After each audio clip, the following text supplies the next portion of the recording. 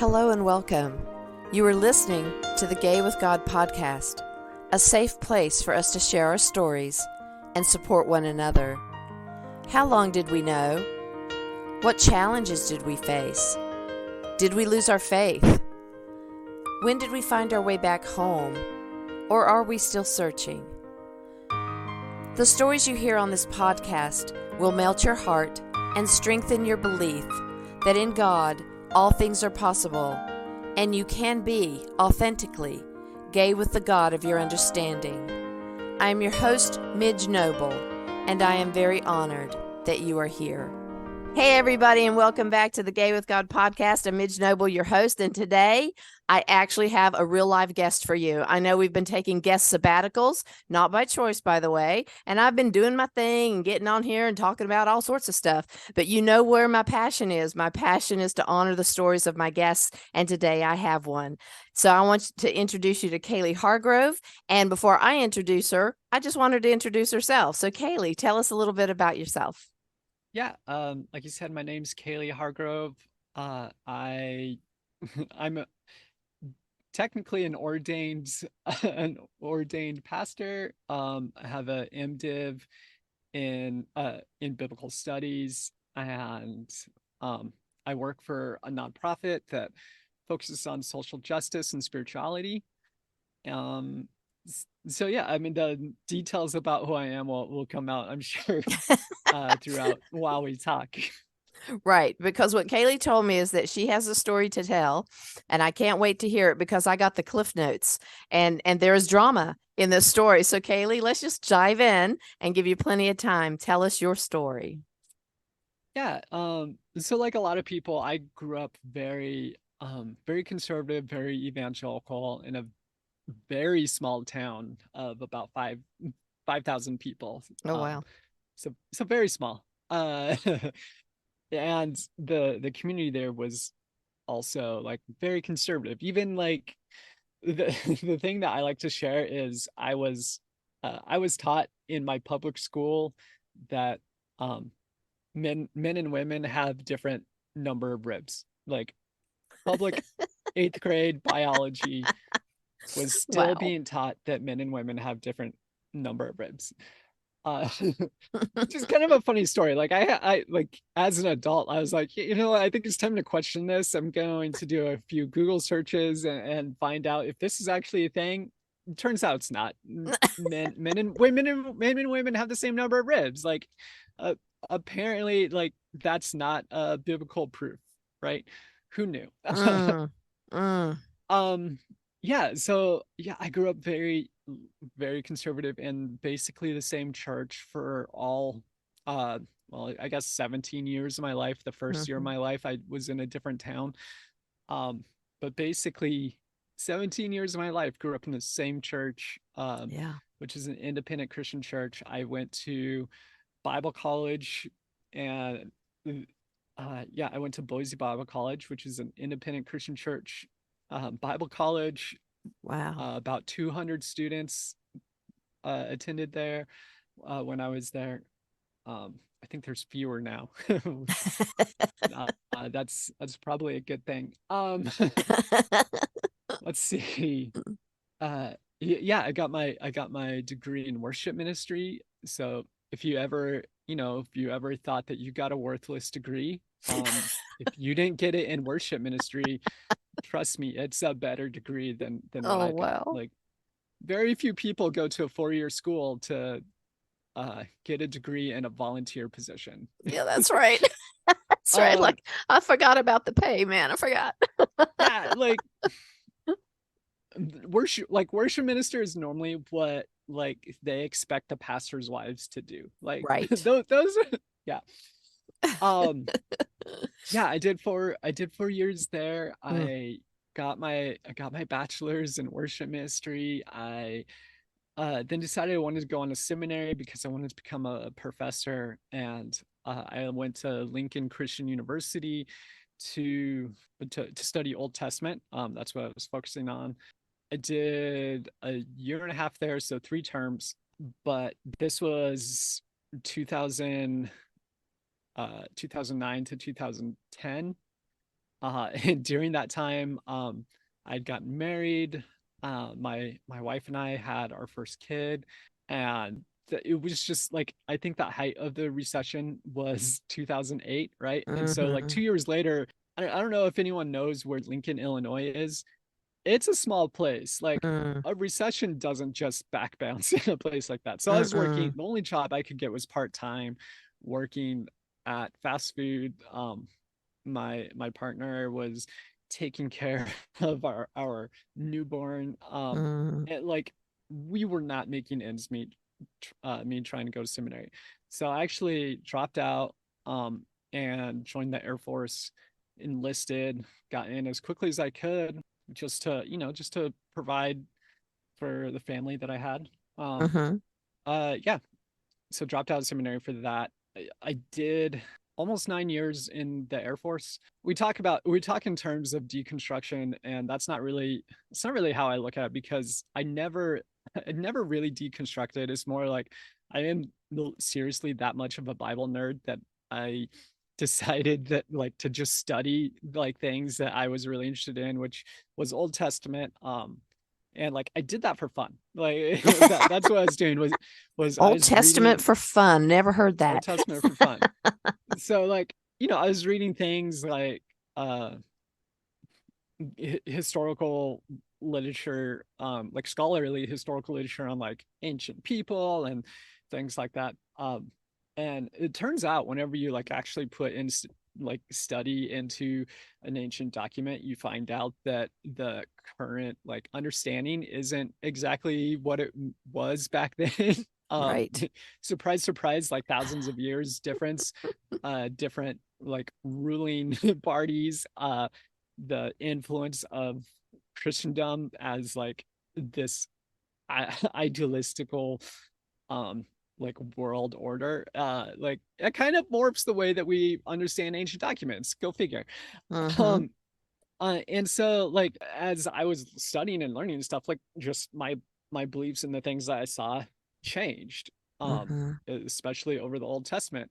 And then like, because of that, my views of the New Testament actually started changing too, because I started to realize, oh, within ancient like within ancient documents, a lot of these things aren't meant to be like prophecies of Jesus. It's actually the other way around. Like, the New Testament is using Jesus to point to things that happen in the Old Testament. So the story of Jesus is pointing to, uh, Israel's history, not Israel's history pointing to Jesus. Like, it's an opposite way of looking at it. And then, Mm. which helps me understand, like, these ancient documents are meant to be wisdom documents. They're not meant to be like literally taking the Bible literal, is taking it out of context, because that is not the context in which they were written in.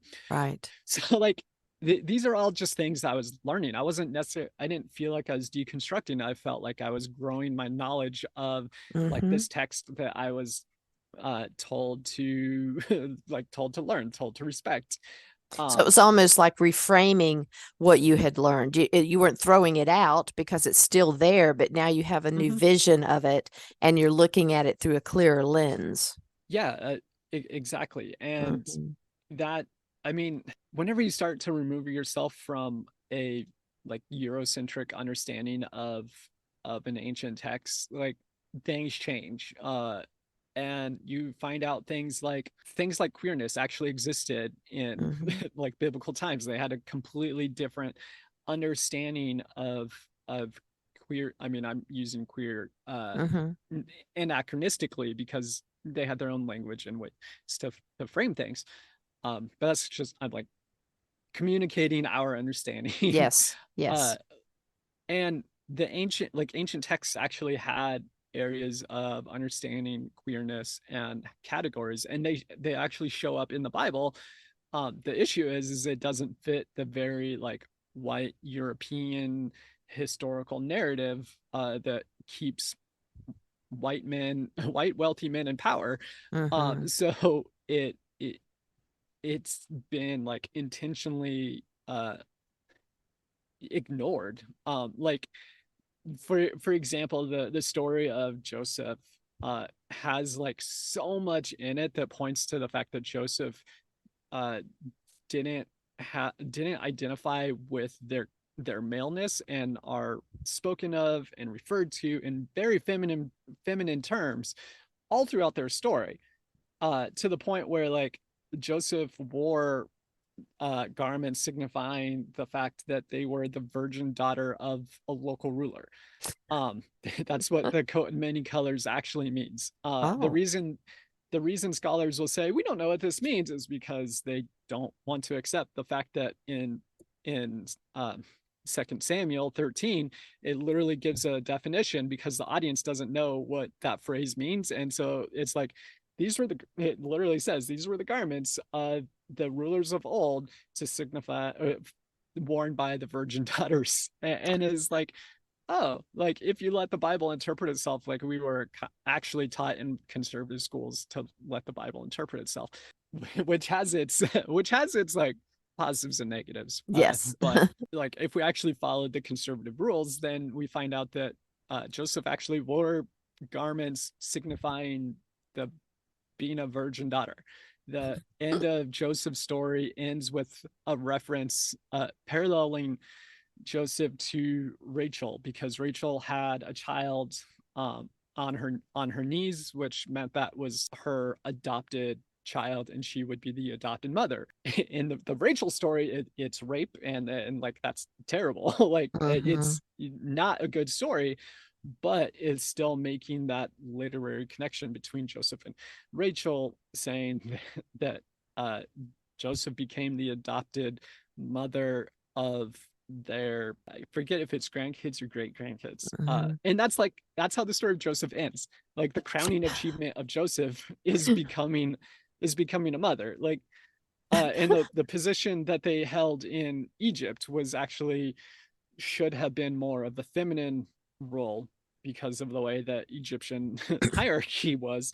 Yeah, like, but we missed it because we have to fit it into very cisgender heteronormative like understanding. Right, right, Oh, and also giving Joseph those types of garments is actually very similar to the way that the the Galas would would dress in Sumerian culture.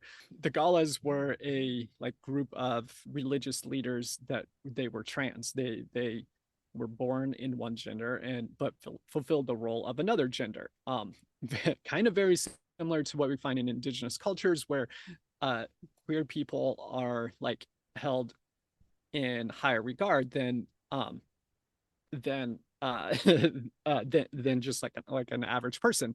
One of the largest like hubs of this practice was in Ur, which according to the Bible story is where Abraham came from. So like the treatment of Joseph, it actually matches historically to where the Bible says that Abraham came from. And so you're like a few generations away and see this pop up. But like I said, like it doesn't fit the narrative hmm of that maintains power within for white wealthy men. So it gets ignored. Um, right. So, as you're going through this study and taking this deep dive after going through all of this schooling and all of this very small and narrow religious background, how did that affect you as far as whether or not you felt like you were being disloyal to God or doing something wrong? Because we were taught you don't question. If it's in the Bible, it's in black and white, and that Jesus said it, that there it is, and or God said it. So how were you feeling as you started to uncover some of these things? How did that affect you? so it was a slow enough process that I was able to take it like one step at a time. Uh-huh. But yeah, that was like a real worry that I had. Mm-hmm. This idea that I could, um, because I was starting to run into more people that had different beliefs and doctrines than I was raised with. And so yeah, that started to be something concerning. Like if I follow this down, what if I change my beliefs, and what if I like really a lot of it was around becoming affirming because Mm-hmm. like honestly, that's like the biggest thing uh is like the way that we focus on sexuality. Like Mm-hmm. we can have disagreements on doctrine within the church, but in like we have a cultural context that if like all that we can work through, but it's like affirmation of queerness, like that's the line that we draw. Uh-huh. um and that was really the concern for me, is like, if I what if I become affirming um and that ends up not being true, right? And this Uh-huh. is even so this is even before I realized I was trans. Like Uh-huh. this is me so much in the closet. I Oh, don't I even get know you. what's going on Uh-huh. in myself. Uh-huh. uh and I just had to like accept like just the idea that like if God does actually love, right? And we're taught that, like we sing Jesus loves me when we were children, all those things. Like we're reminded that what like First John, I think, that God is love and God so Mm-hmm. loved the world, right? Mm-hmm. And so I just kind of resigned myself to the idea that um if God is actually loving, then my like wholehearted pursuit to like figure this stuff out, if I get it wrong, that's probably gonna be okay.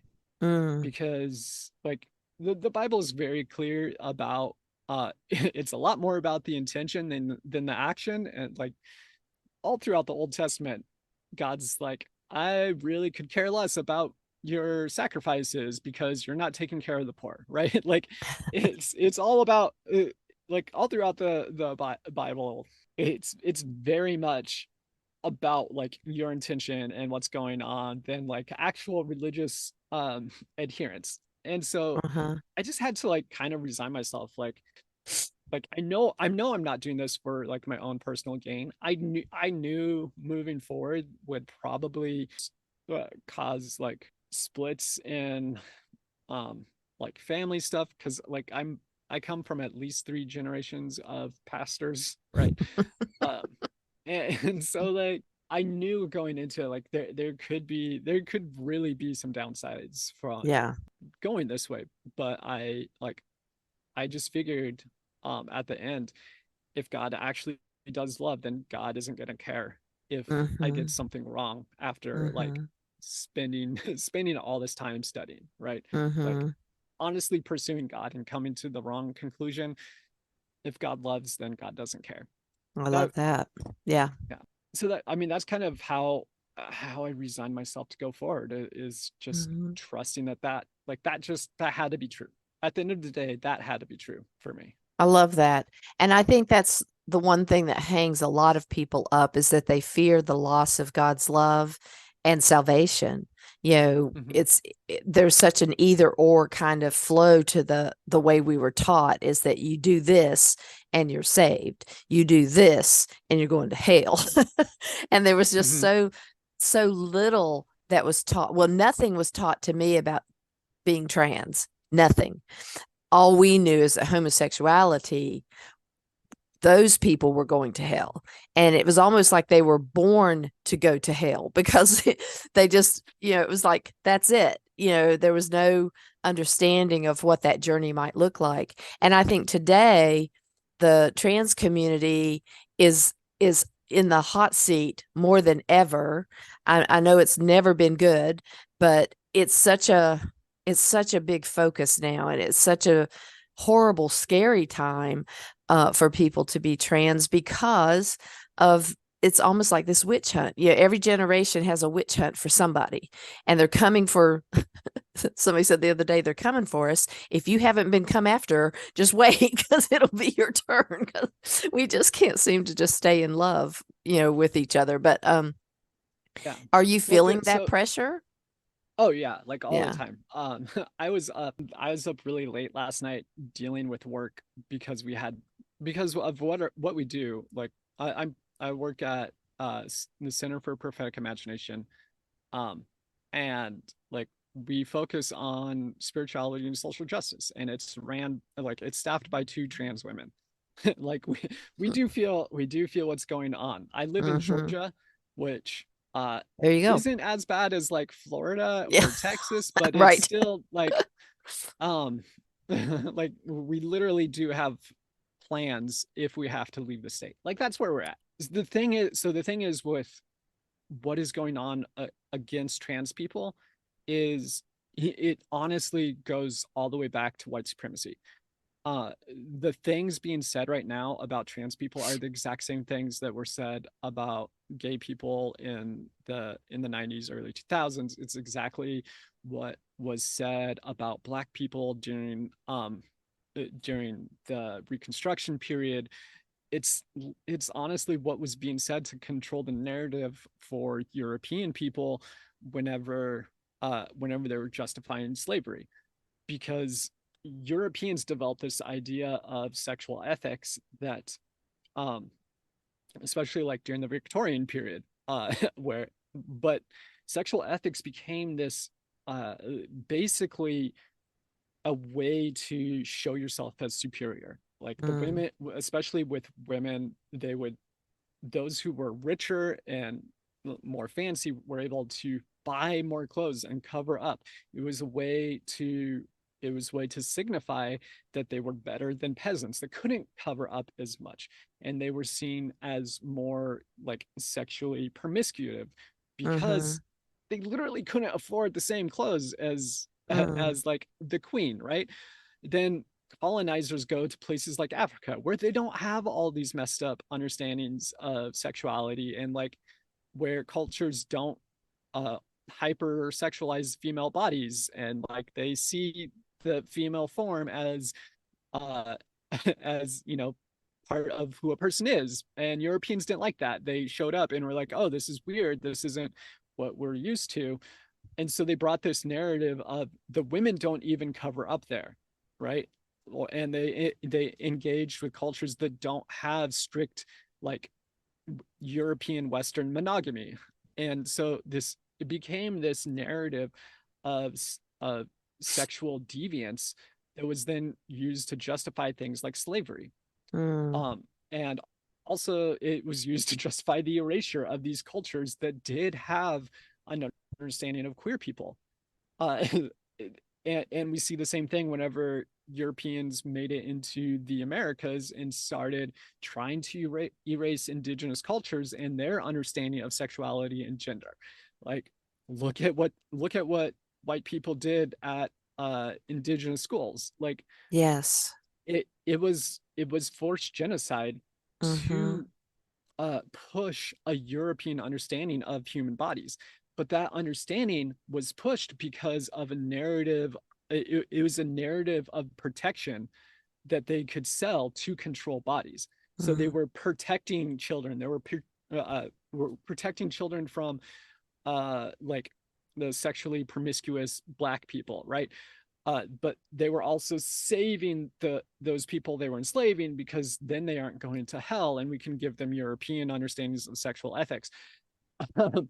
And then like this idea just keeps getting reused over and over. And once slavery ended and they can no longer control bodies because of ownership, they needed a way to control bodies through another narrative, which is why the hypersexuality of black people really became so focused um, at the end of slavery, because it was this narrative of a narrative of protection to control other people's bodies.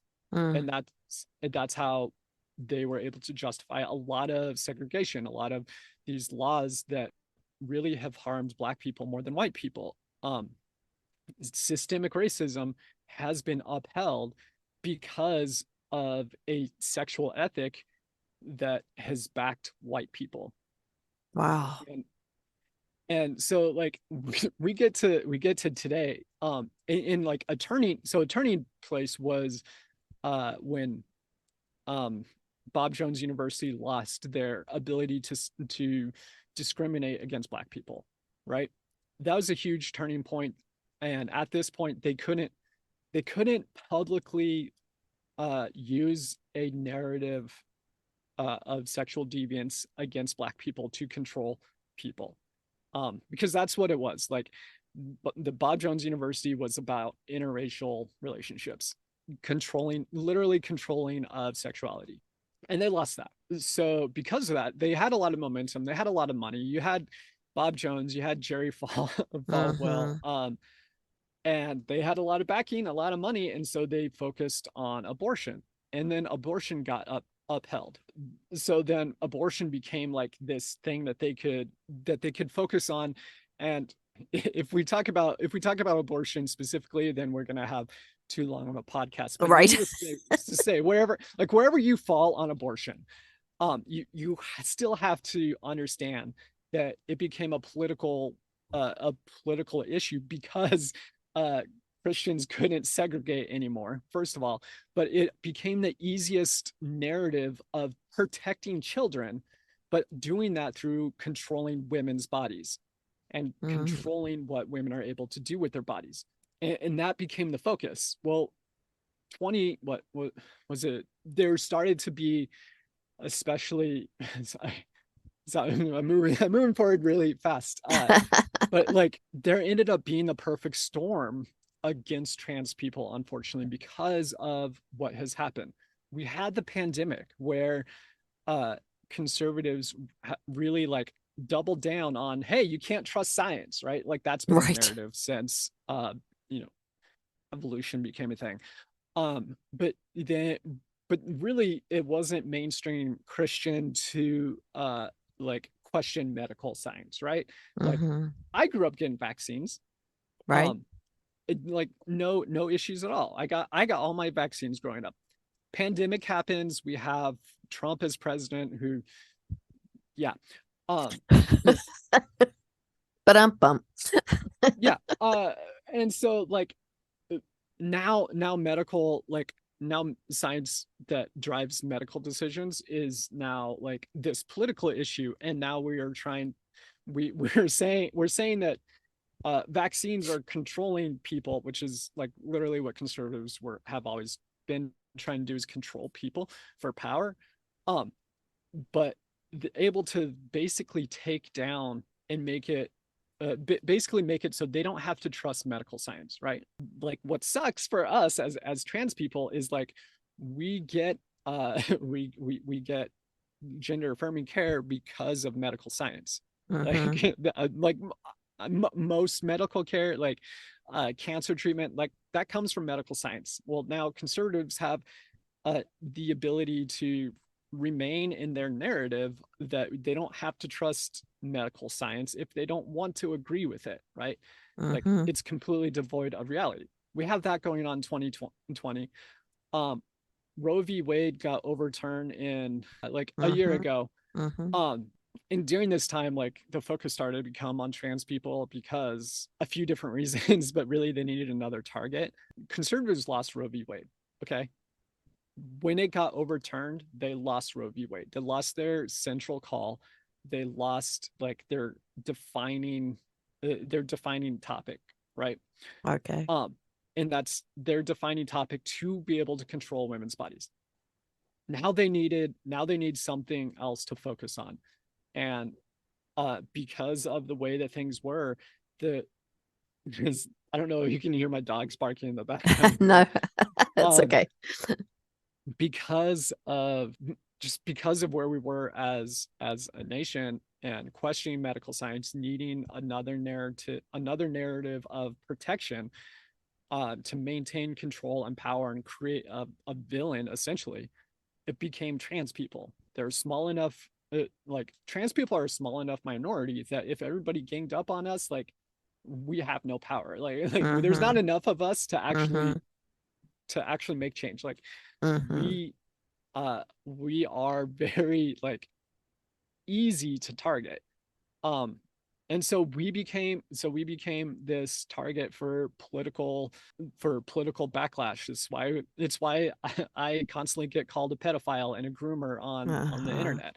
In all of this plays into that same narrative that was being used essentially against Black people to justify slavery back in the day. Right. Like we have to protect our children from these types of people, let alone during this entire time, more and more things like child abuse within the church structure is coming out, right? Like Right. like conservatives are literally finding out each and every day that they're the ones that are like sexually abusing children, Yes. but they have to pin it on the trans community, Yeah. like because it fills their narrative, and they have to have that narrative of protecting in order to maintain in order to Right. maintain control. So Right. um yeah. Well, I absolutely agree about the numbers, because being a small minority, you don't have the numbers to rise up. You don't have Mhm. the financial support and backing of any big organizations necessarily to go to your defense. Although I'm sure human rights was, they're speaking up. There are certain pots of people who are Yeah, trying to I speak mean up. there are people speaking up, but at the end of it, if it was only down to trans people, Yes. like there's nothing trans people can do. Yes. And so Yes. that's why we say a lot that like we don't need allies, we actually need people to stand in solidarity. Like Yes. allyship says, hey, you can be you. Solidarity says, hey, you can be you, and I'm going to stand with you defending your right to be you. And Yes. that's a very big difference, and especially within Mm-hmm. religious circles, like Mm-hmm. churches love to say, hey, everyone's welcome here, come into our doors, we have an open table.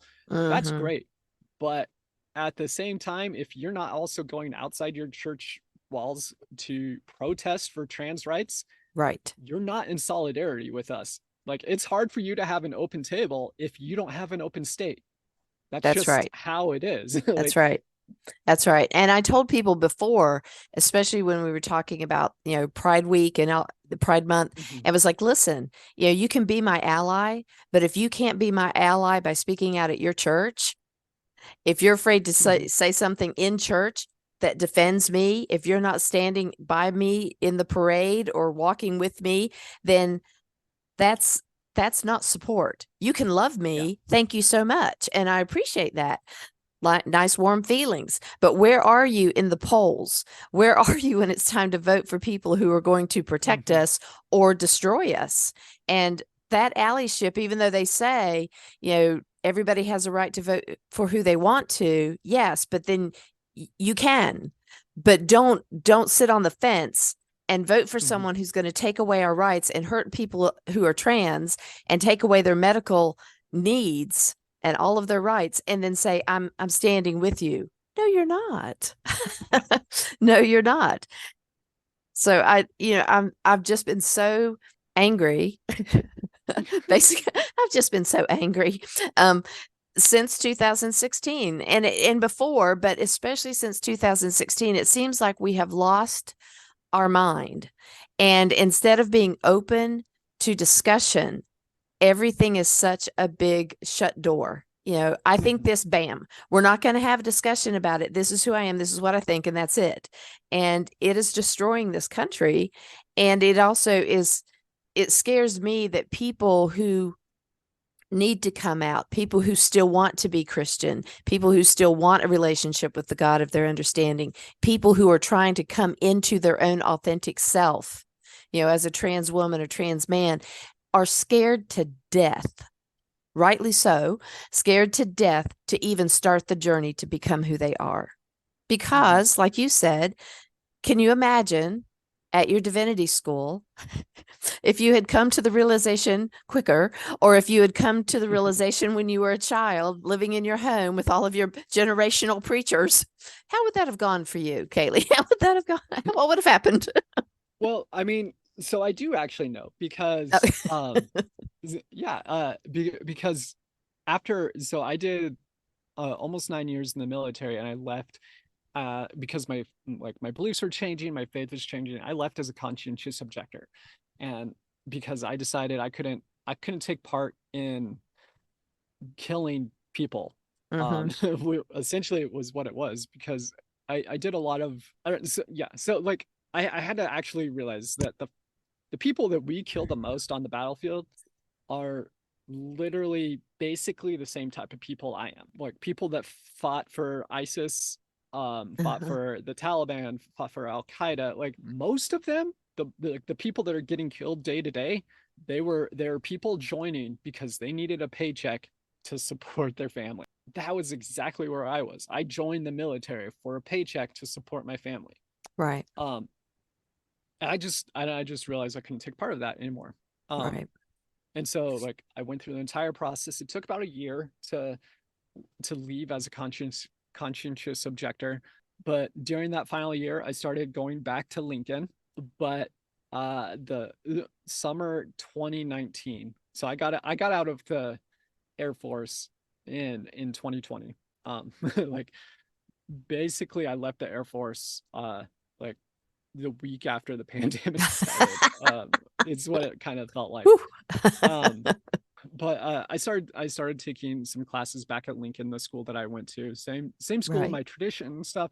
But summer of 2020 uh was whenever we call it your egg cracking. It's whenever you realize that you're trans, right? Okay. uh I realized I was trans. And I mean there's a whole story to that, but like when it comes down to it, once like that clicked, like it so much of my like story, my experiences, like everything like fit together. It was like Uh-huh. a puzzle piece finally getting put together. Mm-hmm. uh and like so much made sense. The problem was I was already like enrolled at Lincoln. um and had classes like already set up. I had my GI Bill set up, right? So like I looked into it. Lincoln is a Title IX school, right? Mm-hmm. Which the Department of Education has said that if you're a Title IX school, then they won't fund you. Or that if you can't be a Title IX school and discriminate on the basis of sex, which does include um, sexual orientation and gender identity. The Supreme Court like ruled that. So this is law, right? And so I'm Until like, they all change right, it. Yes. Sorry. Go ahead. yeah. I mean, we've already seen that. Oh. Um, but so like in my mind, Sure. I am protected. It's a conservative school. I'm doing classes at a distance, right? Like there's no reason for there to be really any issue. And even at that time, like whenever I was starting classes, like I didn't know if I was going to transition. Not everyone does transition. Mm-hmm. And that's okay. Like everybody lives their own story. I didn't know what Mm-hmm. mine was going to look like, right? I did eventually decide that I was going to transition later, but at the time, whenever I started classes, like it wasn't even a possibility for me. I was still in the Mm-hmm. military under Trump's military, Mm-hmm. which Mm-hmm. if you want to go see Trump's opinion on trans people in the military, go right ahead. Um, Mm-hmm. and so like I didn't have options while in the military. I was getting out, so I knew that there would be the possibility in the future. But like, yeah, at the time, like I don't know what's gonna happen. So I went forward with classes because it's still my tradition. It's still the tradition that I recognize. I mean, I still kind of recognize as it just because Mm-hmm. you can't escape your tradition Yeah. in a lot of ways. Yeah. And I'm still actually technically ordained in this tradition, at least until the congregation that ordained me defrocks me or whatever. um, Mm. so yeah, I went to school there. I was getting straight A's. They ended up finding out that I was trans and I had decided to transition, and they sent me a letter saying I had basically the choice of of dr- uh dropping classes because it's still like the beginning of one of the terms where you could drop classes and not be charged for them, Mm-hmm. or face a disciplinary committee. And it's like uh I don't have money to like try to fight this and then most Mm-hmm. likely get expelled. And so Mm-hmm. I had to drop, which by the way, that's sexual harassment Mm-hmm. according to according to the law, right? Uh, and it's against Title IX. Essentially, I got expelled from school because of being trans. Mm-hmm. And they sexually harassed me to get me to drop classes. Uh, Mm. from there, like I made a tweet about it, which ended up getting like rather like really viral. Um, but it ended up connecting me with like different people, and one of them was the people that are at REAP, which is Religious Exemption Accountability Project. Okay. Which they at the time they had just filed a lawsuit against the Department of Education because there's this thing called religious exemption within Title IX. Essentially gives religious universities the the ability to openly discriminate against queer people Mm. and still receive federal funding. Ugh. So think about that. Like, you pay taxes, I pay taxes. I was paying taxes at the time that I went to school, literally funding literally funding my own discrimination and sexual Ugh. harassment because they're receiving Title IX money. The thing is, Lincoln didn't have a religious exemption. And this is the kicker. Like, this is the part that is like, oh, this is an incredibly unjust system. According to rules, which had been in place for a while, but then like extended even more under Trump's administration, a school can apply for religious exemption after they are accused of a Title IX violation. Wow. So, so literally, religious schools can't discriminate until somebody says, "Hey, I was discriminated," and then they can go, "Oh, sorry, religious exemption." So like Ugh. literally this school doesn't have a religious exemption, because if you do, you have to put it out there. Like, it has to be public that you have a religious exemption. The Department of Education like keeps those public. You can go read the letter that these schools send to the Department of Education of why they should be exempt, and most of them are like, I don't know, they're super fucked up. Like, Mm-hmm. if you read them, I don't know. Can I swear on your podcast? Go ahead, because I can always click Okay. the explicit, so you go for it. I Okay. have no But, problem with that. um, yeah, like some of these are super, like, they're Yes. so just messed up because Yeah. they're like, we are a religious school and we find homosexuality to be against the Bible. No explanation, no Mm. like doctrine or like history of doctrine. And the independent Christian church uh is intentionally non-creedal. Like, it's intentionally doesn't have doctrine that everybody has to agree by. Mm. um so like there is no backing for a tradition of exclusion. um Wow. but also at the same time, they had a sister school, Ozark Christian College, who has also been sued uh for discrimination, which is why they have religious exemption policy, because somebody complained, and so they had to fill it out. Like, they work together, they share professors, Ozark and Lincoln. So Lincoln Mm. knows that like religious exemption is a thing that like schools are supposed to apply for, but they didn't because nobody had complained yet under the and so they were able to advertise as a Title IX school, all the while knowing they were in violation of Title IX policies, and were choosing to not like we're choosing to not put in the exemption until somebody called them out on it. It's like the most the most like, it's so messed up. Like, people like Mm-hmm. literally thought about this. There's the organization CCCU, the Coalition of Christian Colleges and Universities.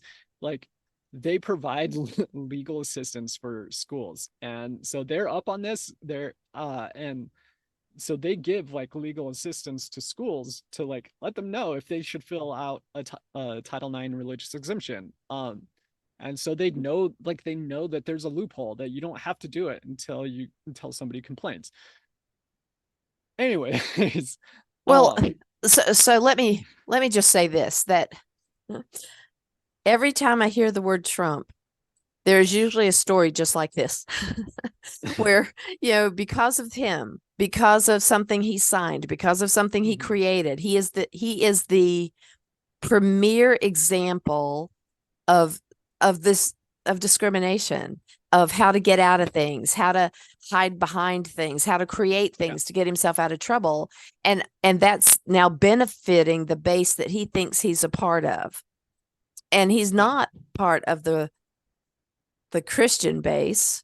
He has no idea what it means to walk the talk of a man called Jesus, or any decent person, whether you Mm-hmm. believe that Jesus was the Son of God or not.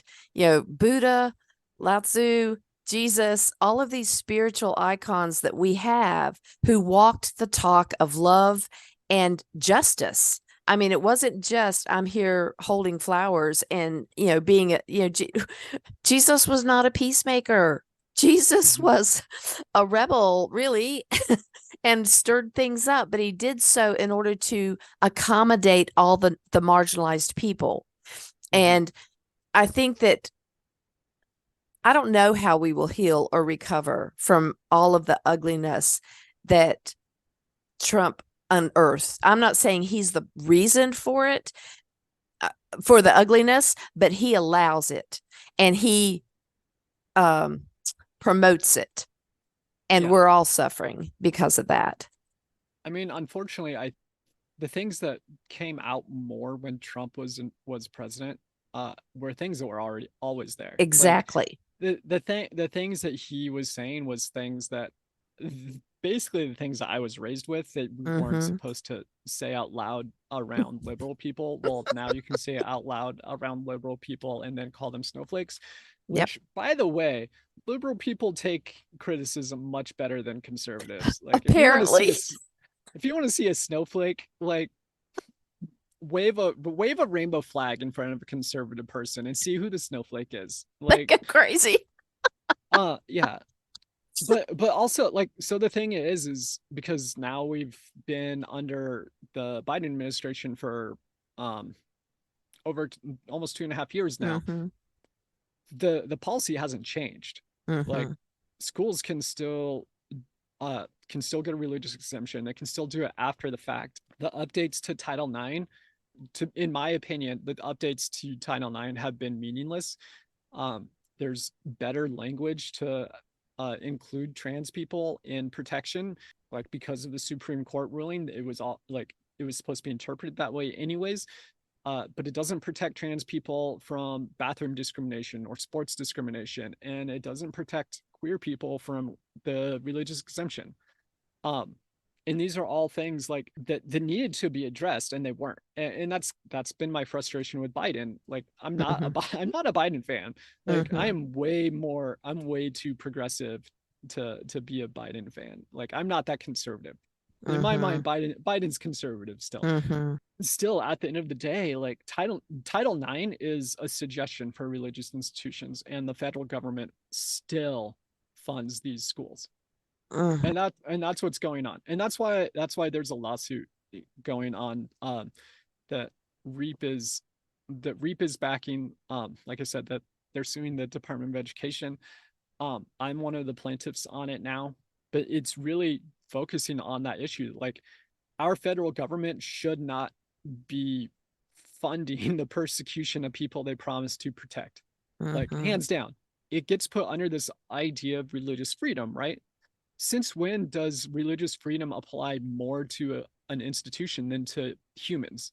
Right. Um, I mean, I do actually know the legal precedent that, like, made institutions U.S. persons, which is also fucked up because, Yes, it come on, is.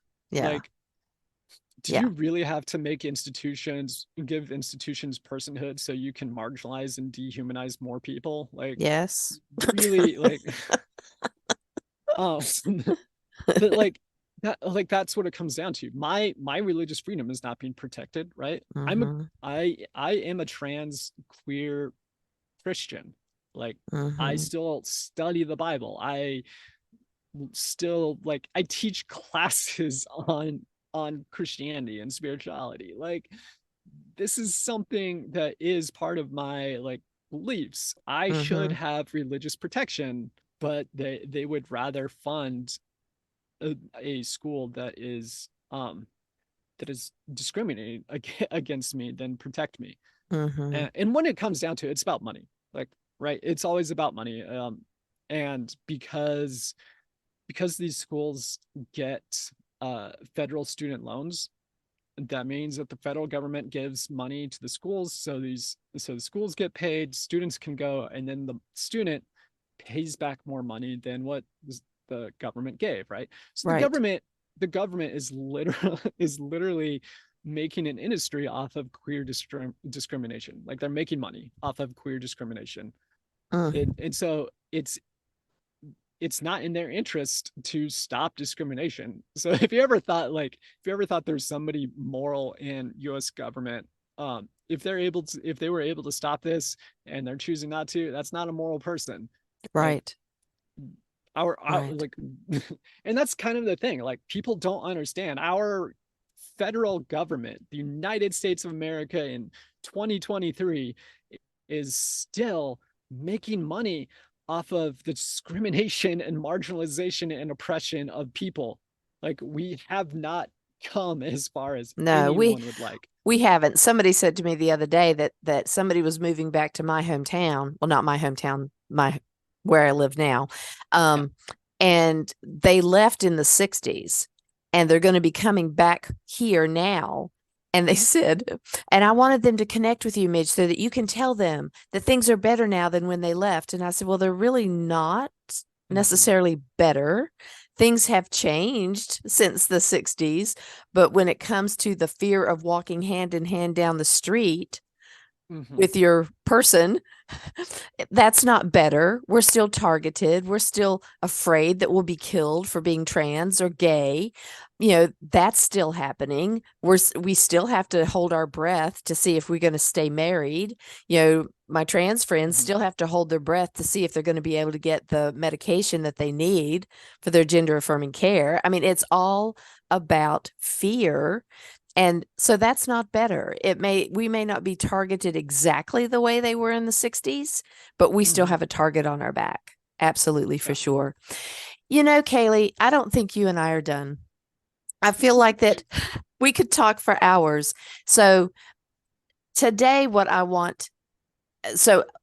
last question for you would be, and then I want you to come back. Okay. Because we're clearly not done. Yeah, no worries. I love doing podcasts. So well, I'm glad because I feel incomplete. On here. Feel very incomplete. So the last thing I want to ask you for today, though, because we've talked about you being a part of a family with 3 generations of preachers, you've been immersed in Lincoln School. You got kicked out basically of Lincoln School for being trans. How did that affect your I actually have 2 questions, so we'll try to hurry. My first last question would be, how did that affect your relationship with your family? Do they have any idea?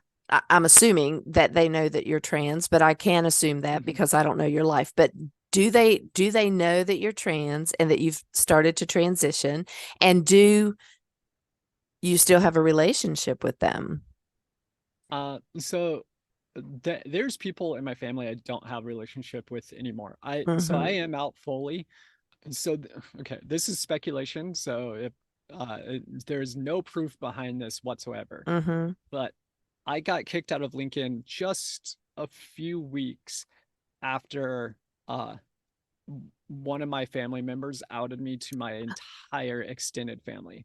And I have a feeling that it was one of my family members that informed Lincoln. Because I wasn't publicly out. I was there was no reason for them to know.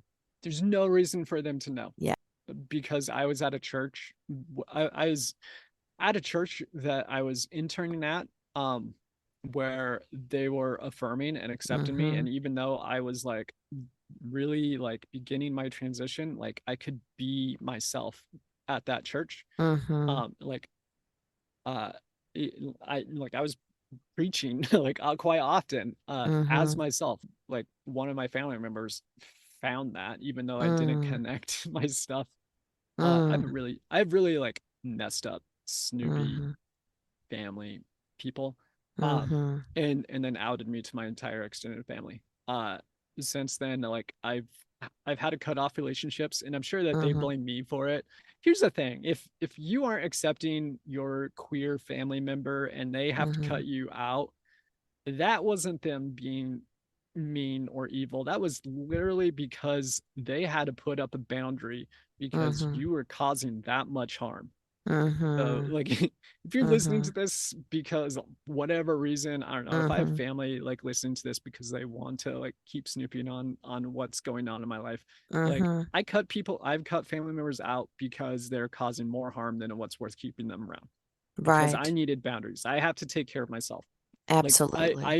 I visited my grandma like last year when she was dying, um, which was really hard because she didn't Mm-hmm. accept me. And she Mm-hmm. said some really awful things. And I still showed up, even though she had like, well, I still showed up when she had like just a couple weeks left. Mm-hmm. Um, I was terrified that uh, the extended family might literally shoot me. Luckily, that didn't happen. Yeah, but Uh, that is so sad. That is so sad to know that you were in danger of going home to see your dying grandmother because you're trans. That's ridiculous. I mean, it does help that like my entire family lives in one side of the country and I live on the other side. Well, yeah. Um, so Yeah. that Thank helps with the God. day to day. Yeah. Yeah. But as far as that, like my partner and I are still together. We have two kids together. We um honestly like we're our relationship is so much better and more intimate Mm-hmm. and Mm-hmm. everything since coming out. Mm-hmm. And so that's been I mean, not to say that like it was easy. It was not easy Of because when course I not. came out, we were No. still like still rather like conservative and stuff. Like we were changing, but we we weren't there yet. Yeah. And so Yeah. it was hard and it took a lot of time and a lot of really hard things happened, but Mm-hmm. where we're at today is much better than anywhere we would have ever been if I didn't come out. Right. Right. So then the last question I have today is what is one thing that you want to say to your trans community? So to the trans community, I would say honestly just hang in there. Mm-hmm. Things really suck. I'm not gonna like we can't sugarcoat it. Do your best to create self-care. Mm-hmm. But also like specifically uh I'm going to speak to my tradition for trans people who are still Christian, came from Christianity, whatever. Mm-hmm. And I know that's not your entire audience, but I think that's okay because I think finding Absolutely. affirmation in every um in every demographic is good. Mm-hmm. Genesis 1 says that God created them male and female, created them in God's image, male and female. Every single day of creation has margins. It has uh it has things that exist outside of the categories. Um there just because it says that God made the sun, moon, and stars doesn't mean that black holes don't exist. Just Mm. because Mm. uh, it said that there's creatures of the sea and creatures of the land doesn't mean frogs don't exist, which frogs Mm-hmm. are actually one of my favorite animals. Mm-hmm. Doesn't mean mosquitoes don't exist. Mm-hmm. We might consider mosquitoes sinful, but we don't consider frogs sinful. We don't consider emu farmers sinful because emus are this weird place where they're a bird, so they should fit in the category of animals of the sky, but they don't fly, so they're an animal that lives on the land, but they were originally they were originally wild and then became domesticated and are Yep. considered cattle in some areas. So they've really fit into three different categories. There is not a single category in the creation story that is meant to be closed and fixed. Mm. They are generalizations. So when it comes to God created them male and female, it is actually taking the text out of context to say that it is a closed binary because it's not consistent. That's not how you do biblical study. And on top of that, it is not it is not that you have the image of God. It is that humanity as a singular, Mm-hmm. because that's what the language says. It says we will create humanity, singular, not humans, not individuals, humanity in God's image. So you in who you are, your queer self, your trans self, your non-binary self, who you are created to be is one part of the image of God. And without you, there is no complete image. It takes the entirety of humanity for the image of God to be displayed. And that's where we'll end, because that was beautiful. Thank you, Kalie. Thank you so much. And we will get you back on this show quite soon, because I'm not done. Okay. Thank you. Thank you. Thank you. Thank you. And to my listeners, I say thank you for coming back each week, supporting, sharing, and subscribing wherever you get your podcasts. And if you want to see more information about Kalie, go to the Gay with God show page at empoweredmidge.podbean.com. Check out our Facebook group, Gay with God, where we do a monthly Zoom group entitled My Faith Journey. And if you need support and help through your coming out or faith journey, go to the show page at empoweredmidge.podbean.com, scroll all the way down to the bottom, and see how to connect with me. And remember, we also have the Ask Me Anything group that's coming up that once a month, getting ready for my memoir, Gay with God, Reclaiming Your Faith, Honoring Your Story. You know, I'm going to plug it. I'm going to plug it and plug it and plug it. So if you're listening to this podcast and are questioning whether you can be gay and be in a relationship with the God of your understanding, if you identify as LGBTQIA+, or not even sure if you're gay, God has always been within you. And even when you didn't know it, you have always been gay with God. Thank you, everybody. Stay tuned to see how you can join the Gay with God community. And as always, you are loved. I want to invite you to become a part of the Gay with God community. How can you do that? Stay connected by messaging me your thoughts and comments in the comment section under the downloads of the show on the Gay with God show page. Subscribe to this podcast wherever you listen, and share so we can increase our community outreach and be a light to those who are struggling to claim their faith. Consider being a sponsor so I can highlight your service in our community. We are all worthy of respect and a relationship with the God of our understanding. I want to thank you in advance for supporting this podcast. Together, we as a community will keep this show visible and our community stronger. Deep gratitude to my friend Tim McClendon of Tim McClendon Music for allowing me to use an excerpt from Interlude 4, a song found on his CD entitled Sundance.